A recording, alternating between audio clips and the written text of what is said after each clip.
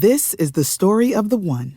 As head of maintenance at a concert hall, he knows the show must always go on. That's why he works behind the scenes, ensuring every light is working, the HVAC is humming, and his facility shines. With Grainger's supplies and solutions for every challenge he faces, plus 24/7 customer support, his venue never misses a beat.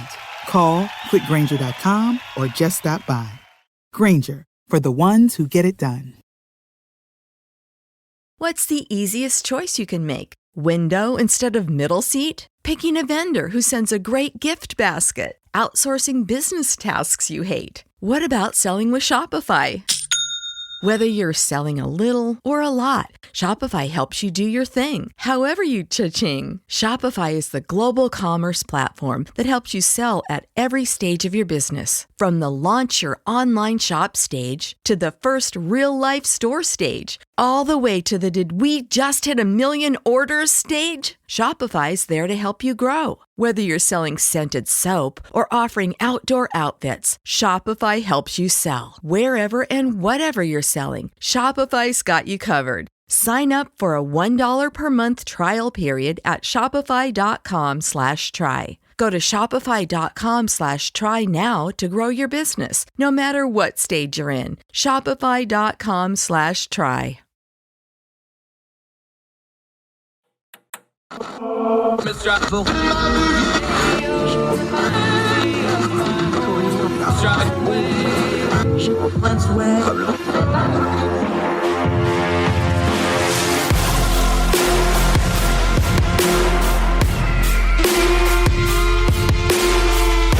Welcome back to Heard Tell. All right, let's do some history and use that to talk about politics. Now it's something we love to do. A buddy of ours, he's a contributor at ordinary-times.com. He is a history professor, so we have to mind our P's and Q's today. Eric Medlin, how are you, sir? Doing fantastic. How are you doing, Andrew? Good to have you, buddy. Good to talk to you on this format. We've had you on the old radio show, hadn't had you on this one yet. You were writing in ordinary-times.com about something that comes up every election year. We're in an election year. I don't know if you heard, but constantly people are always braying and crying about third parties. You wrote about it in ordinary-times.com, but you took a different angle on it because you went back and oversaw the history of third parties and the fact that this is a very, very old idea, and the fact that it doesn't get any traction nowadays is kind of in line with the history of third parties in America. Yes, I think that there's this misconception that earlier periods were not aware of certain concepts about third parties. The most important being that, the idea of the third party spoiler. If I vote for the third party, then the party that I kind of sort of like more might lose because the Ralph Nader effect type thing. And it's almost like people think that this idea was invented in 2000, but from the very beginning of political parties, people knew that. And the idea of the spoiler was a concern and has always been a concern for third parties ever since they started back in the 1830s. You could argue that they started in the 1830s with the anti-Masonic party. So my piece was about how third parties have emerged because they play an important role in political history. The Republican Party kind of sort of started as a third party, and there have been other really successful third parties in history. So my piece was about how those third parties rose, how they came to prominence, and how they affected the system, and how I don't think that's going to happen this time around. Talk about that anti-Masonic party, because that really was kind of the first outsider party. This is really early on in American history, but it did set the tone for kind of outliers trying to start something, and then it just kind of peters out. But that's something we see all the way up through the modern era. Oh, yes. Anti-Masonic party was basically based on a conspiracy theory, based on the idea that the Masons were running the country and that you needed a new political party because more or less the two parties that were in charge at the time were beholden to Masonic interests. And that's the theme that you see a lot with these third parties. Both parties that are in existence, there are usually two parties in American history, both parties are not delivering something that the country needs. Either nativism, or banning slavery in the territories, or helping out farmers, or banning alcohol. The Prohibition Party was something that I talked about in my piece. Democrats aren't banning alcohol. Republicans aren't banning alcohol. Let's form a party that's going to ban alcohol. Let's form a party that's going to stop Masonic influence in American life. Start a party that's going to reduce immigration, things like that. You need this theme, this political project that the two parties are not responding to. And it's not, I'm not happy with the political system, which we have now. Lots of people are not happy with the political system. Congress is less popular than root canals, blah, blah, blah, blah, blah. But you need that central theme that makes it not helpful to vote for either party. So you don't care if you're a spoiler. Yeah, and the other problem with that is if it's a single issue party, the shelf life is going to be really short because we know prohibition didn't last very long, got overturned. Immigration comes and goes, but if that's all your party's doing, it's probably not going to get a wider base of traction because both parties already have kind of entrenched policies on those things. These single interest parties are never going to work. And then the flip side of that coin is we've seen more of a populist bend and a cry for a populist party lately, but that's not new either. That's actually pretty part and parcel to American politics, especially in the last 120 odd years. Exactly. And the Populist Party, that was one of my main examples of a successful party. They were successful because they took over a party that existed at the time, the Democratic Party. The Democrats found an issue and a candidate that would basically take over the populists, the Silver Question and William Jennings Bryan. And the populists mostly don't run a candidate in 1896 like they had planned to for the previous 4 years. That's the trial run, the successful archetype of a successful third party is basically not a third party that exists for a long time. The Prohibition Party that you mentioned, it exists today. I looked it up, and the leader's name is Phil Collins. He doesn't get that many votes every year, but he does exist, and he does. The party does try to run. I'm assuming he's not in the air tonight, Phil Collins. We'll just assume that. Talking to Eric Medlin, a historian, a good friend of ours, good writer. Here's the thing about these third parties, though. People keep seeming like they want them, but we always talk on this show about turning down noise, actions, not words.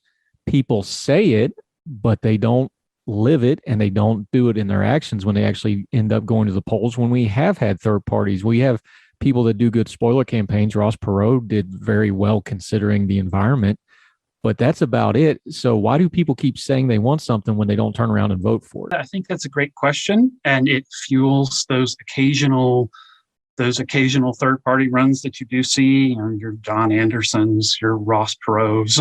But I think it's just this unhappiness with how the political system is filled with sand in the gears and veto points, and there's a general unhappiness with how fast politics change and with how few reforms seem to happen. The system is really set against significant reforms, and so the easiest way is seen to be a third party. And if you have a third party that coalesces around the idea that both parties don't work, then you can change the political system like the populists did.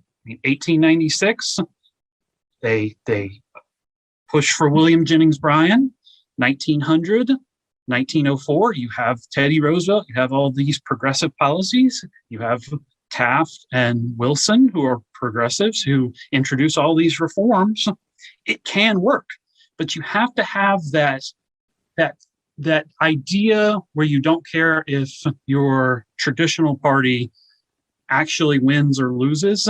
And a lot of people, even though they want change, they really view themselves as Democrats or Republicans. Yeah, we're talking to Eric Medlin, historian. When we come back, we're going to continue to delve into this third party. Instead of the caterwauling about it, we're going through history and showing how this has and hasn't worked in the past, because that's probably going to be prelude to how this is going to go in the future. Some more with Eric Medlin on Her Tell right after this.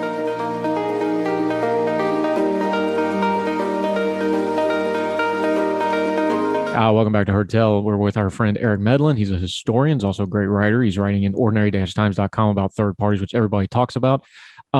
Let's just get to the nitty gritty of this thing, though. You talk about third parties. I could argue, based off the numbers, you talked about people in the end, they don't mind being Republican and Democrats enough to not be Republicans and Democrats, or at least vote that way. Could I not argue that we already have a third party because Donald Trump got record-setting votes for the Republican Party in 2020. Joe Biden got record-setting votes for the Democratic Party and the overall vote counts in 2020. And then you had about a third of the country that, even with all that hotness going on with the politics, still said, nah, bro, I'm good, and stayed home. Isn't the cycle now and the dynamic now that you really have three political parties? You have Democrats, you have Republicans, and you have the people that aren't voting. Yeah, and I think that is the way forward for people who say they want a third party, they want to change the political system. It's really trying to appeal to those people who are not part of the system. Though that third that's not voting, it's not a monolith. It's not the exact same group of people every time around. And so you pull from here and you pull from there.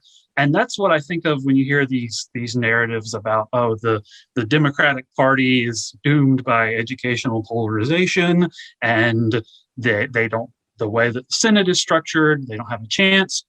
I think that they really, one of these days, they're going to find an issue, an approach that pulls in enough of those people who are on the sidelines, in 2016, and then they came out to vote, were on the sidelines in 2020, and then they came out to vote. The party's eventually going to find those people and start to change for the better in, I think, a way that a lot of people would be happier with. Now, people look at the normal way politics are going now, and they can see factions in the parties. They haven't split the parties yet, but the factions are pretty clear. You have the populist Trump wing of the Republican Party, and then the old moderates and the old conservatives are to the center of them. You have the progressive left that is getting empowered and very, very loud, but they're still electorally a small part of the larger Democratic Party. We can see where the fissure lines are in the parties. It's pretty evident to anybody paying attention. But just seeing those fault lines and meaning there's going to be some kind of divorce where you get two whole more parties out of either of those groups is a whole different beast, isn't it? Because now you're not talking just ideology, you're talking mechanics, you're talking about the way machinations of political parties work.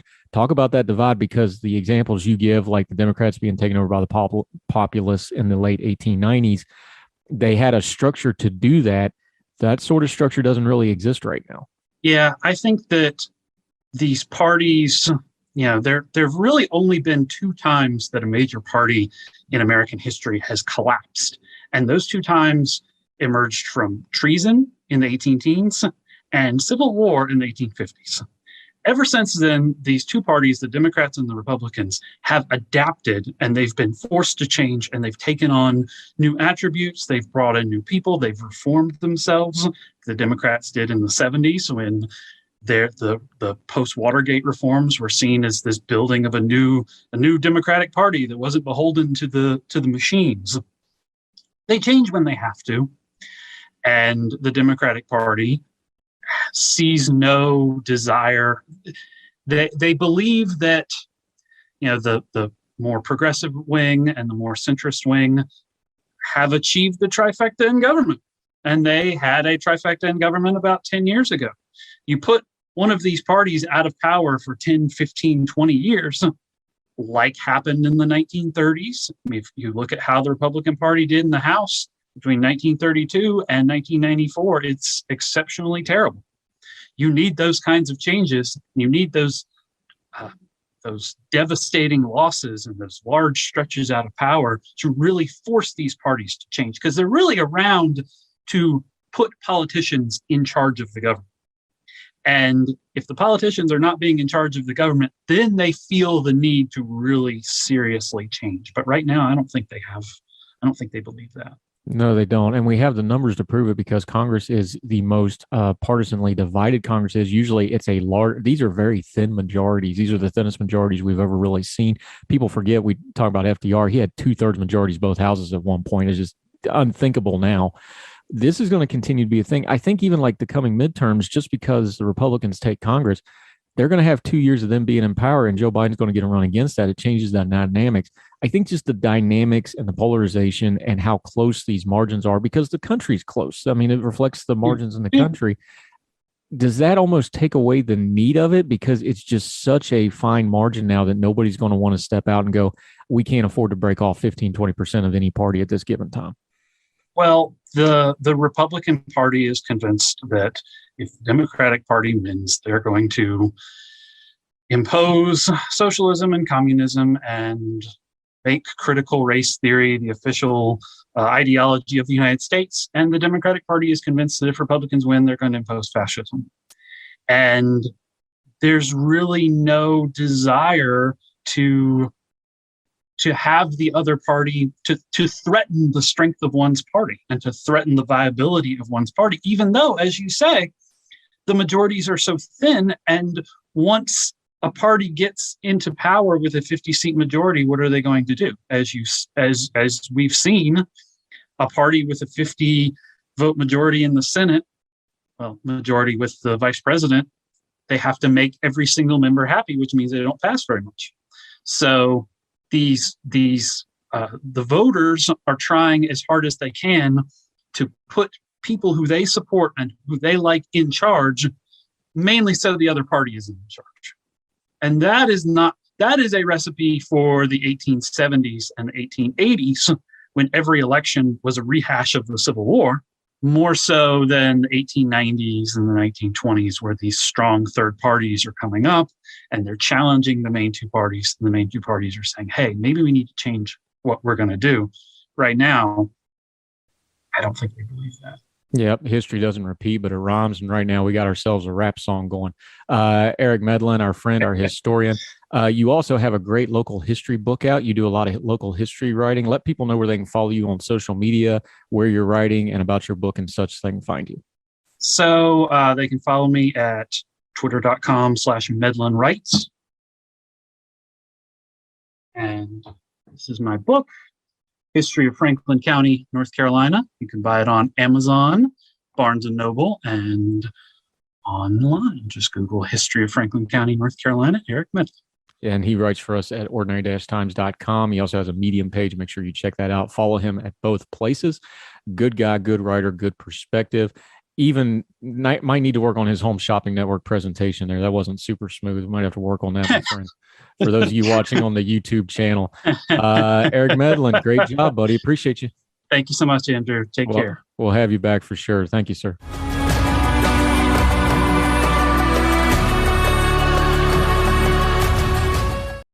This is the story of the one. As a maintenance engineer, he hears things differently.